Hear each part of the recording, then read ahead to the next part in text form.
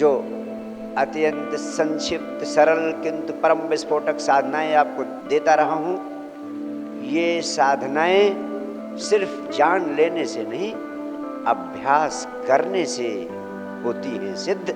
अभ्यास करने से मिलते हैं उनके परिणाम। नहीं तो आप कुछ निराशावादी मित्रों की तरह कहेंगे, अरे हमने भी तो शिविर अटेंड किया था लेकिन कुछ हुआ नहीं।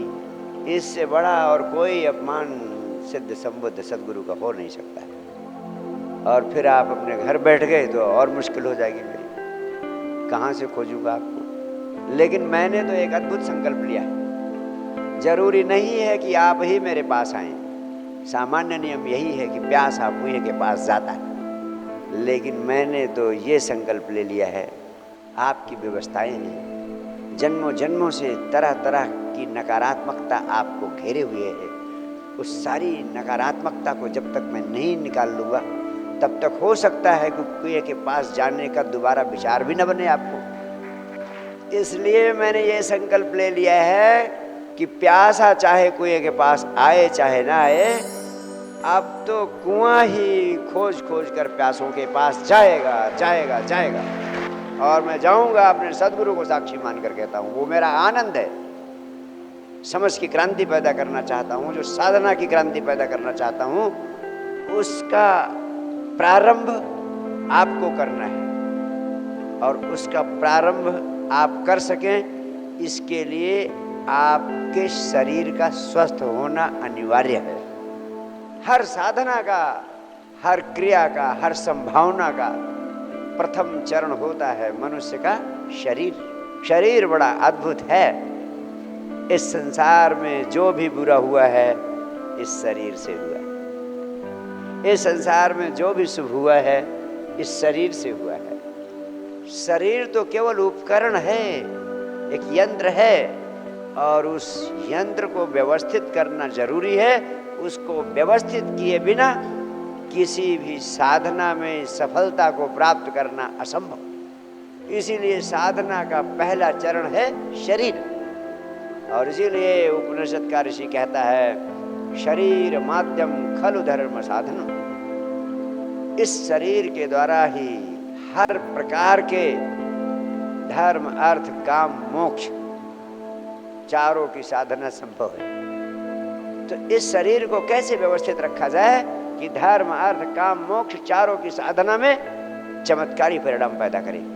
शरीर तो सबके पास है, लेकिन अगर आपके शरीर से शुभ नहीं हो रहा है, अगर आपके शरीर से परम आनंद की दिशा में आपका कदम नहीं उठ रहा है, तो इसका मतलब आपके शरीर के यंत्र में, उपकरण में कहीं ना कहीं गड़बड़ जरूर है। इसलिए मैंने कहा सबसे महत्वपूर्ण जरूरत है कि शरीर शुद्ध हो। शरीर शुद्धि का अर्थ है कि आपके शरीर के संस्थान में किसी प्रकार की ग्रंथियां ना हो, टॉक्सिन्स ना हो, कॉम्प्लेक्सिटीज ना हो। शरीर जितना शुद्ध होगा अपने अंतस में उतना ही अधिक प्रवेश करना संभव हो पाएगा। आपको पता है आपके शरीर में 80% बीमारियां आपके गलत मानसिक चिंतन के कारण पैदा होती हैं। अतिशय कामुकता, अतिशय क्रोध, लोभ, ये 24 घंटे आपके पैदा होते रहते हैं। जैसे मैंने कहा, सड़क पर जाते हुए किसी युवती को देखा आपने, काम वासना पैदा हो गई, आपने दबा लिया, वो ईर्ष्य तिरछे ग्रंथि बनकर, टॉक्सिन बनकर आपके शरीर में बैठ जाएगी। आपको अपने बॉस पर क्रोध आया, उसके सामने आप उसकी चमचागिरी करते हैं, लेकिन आपका बस चले तो आप उसकी गर्दन दबा दें, लेकिन गर्दन दबाई नहीं कि नौकरी गई और जान को आफत आई। इसलिए आप क्रोध को दबा लेते हैं, वो भी आपके भीतर ग्रंथि बन गई, टॉक्सिन बन गई। इन ग्रंथियों को जो रोज पैदा हो रही हैं आपके शरीर में, पैदा होने से रोकना, और जो बन गई हैं उनको विसर्जित करना। इसके 3 महत्वपूर्ण उपाय। पहला उपाय मैंने बताया, संजीवनी क्रिया का अभ्यास करेंगे तो पुरानी ग्रंथियां विसर्जित होने लगेंगी, नई ग्रंथियों का बनना बंद हो जाएगा।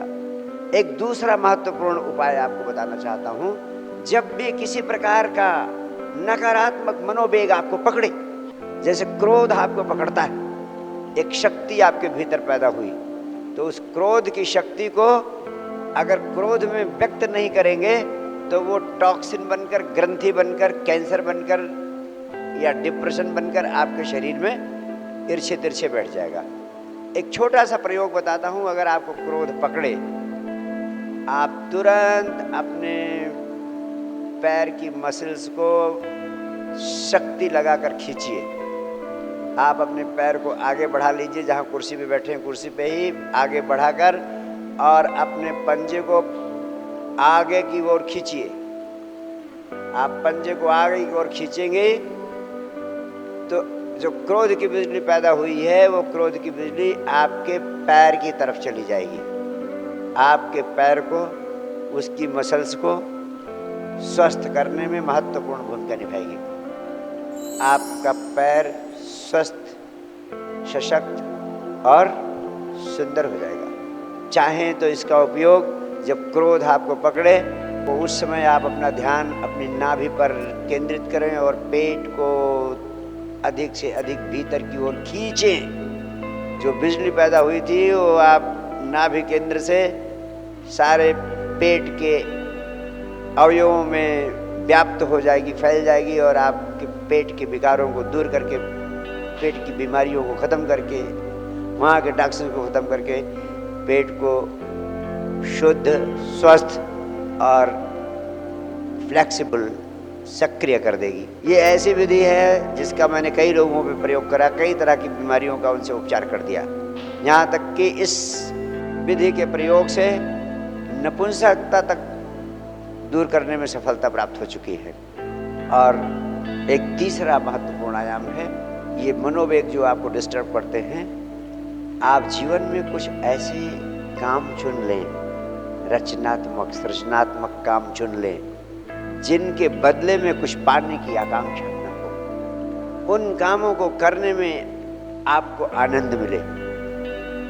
जैसे कुछ प्रेमी आते हैं जहां हमारा कार्यक्रम होता है, उसमें वह बड़े मनोयोग से, मैंने देखा है, सेवा भाव में जुट जाते हैं और उनको उस सेवा देने में बड़ा आनंद आता है। बस वो सेवा देना ही उनका आनंद है। तो ऐसा कोई काम, सद्गुरु से जुड़ा हुआ काम, किसी अन्य ऐसे व्यक्ति से जुड़ा हुआ काम जिसको करने में आपको आनंद होता है, अगर आप चुन लेते हैं तो आपकी नकारात्मक शक्तियों का उसमें विसर्जन हो जाता है।